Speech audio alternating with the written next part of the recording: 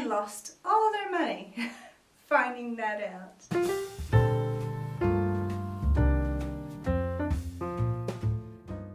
Hi friends, I'm in lockdown at the moment and I've got a bit of time on my hands, so I thought I would do a read aloud story. It's one of my favorites. My book is falling apart and I think you might enjoy it. The Sneetches, written and illustrated by Dr. Seuss. Now the star-belly Sneetches had bellies with stars. The plain-belly Sneetches had none upon theirs.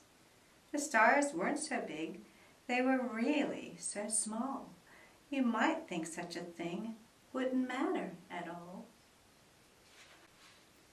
But because they had stars, all the star-belly Sneetches would brag. We're the best kind of Sneetch on the beaches. With their snoots in the air, they would sniff and they'd snort. We'll have nothing to do with the plain belly sort. And whenever they met some, when they were out walking, they'd saunter straight past them without even talking. When the star-belly children went out to play ball, could a plain belly get in the game? Not at all. You could only play if your bellies had stars, and the plain belly children had none upon theirs. When the star-belly Sneetches had Frankfurter roast, or picnics, or parties, or marshmallow toast, they never invited the plain-belly Sneetches.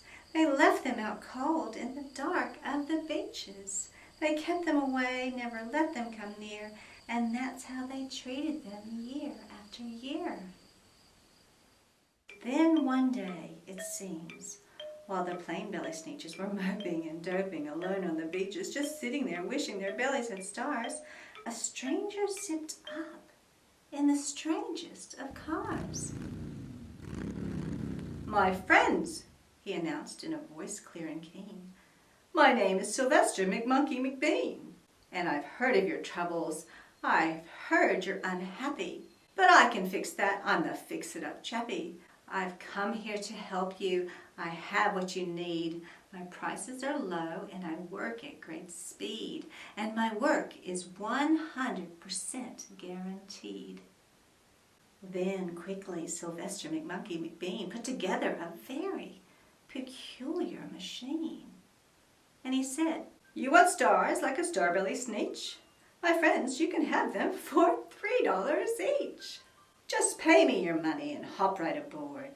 So they clambered inside. Then the machine roared, and it clonked, and it bonked, and it jerked, and it burped, and it bopped them about. But the thing really worked.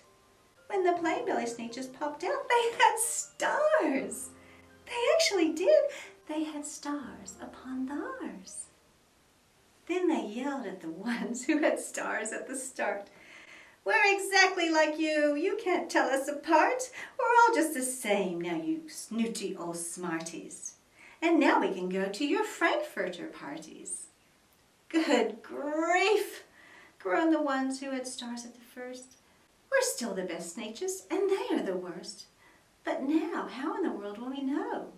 They all frowned.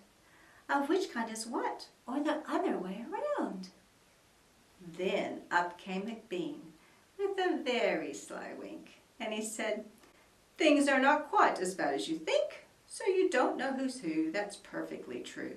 But come with me, friends. Do you know what I'll do?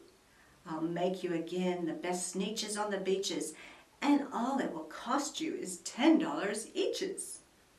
"Belly stars are no longer in style," said McBean. "What you need is a trip through my star-off machine.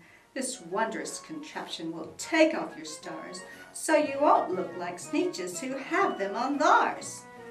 And that handy machine, working very precisely, removed all the stars from their tummies quite nicely. Then, with snoots in the air, they paraded about, and they opened their beaks and let out a shout. "We know who is who, now there isn't a doubt. The best kind of Sneetches are Sneetches without." Then, of course, those with stars all got frightfully mad. To be wearing a star now was frightfully bad. Then, of course, old Sylvester McMonkey McBean invited them into his star-off machine. Then, of course, from then on, as you probably guess, things got into a horrible mess. All the rest of that day, on those wild screaming beaches, the fix-it-up chappie kept fixing up Sneetches.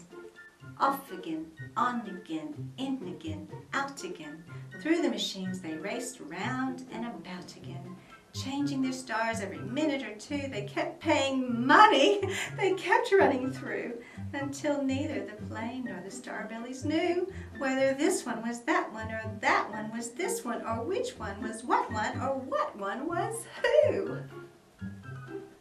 Then, when every last cent of their money was spent, the fix-it-up chappie packed up and he went. And he laughed as he drove in his car up the beach. They never will learn. No, you can't teach a Sneetch. But McBean was quite wrong, I'm quite happy to say, that the Sneetches got really quite smart on that day. The day they decided that Sneetches are Sneetches, and no kind of Sneetch is best on the beaches.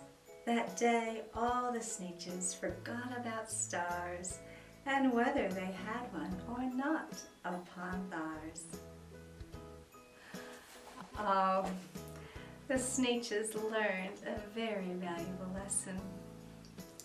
The power and the magic wasn't in the stars. No, and they lost all their money finding that out. But the smartest of all was that old sly Sylvester McMonkey McBean. Yes, he's the one that had all the power. Anyway, I hope you'll join me for more lockdown story time with Susan. See you guys.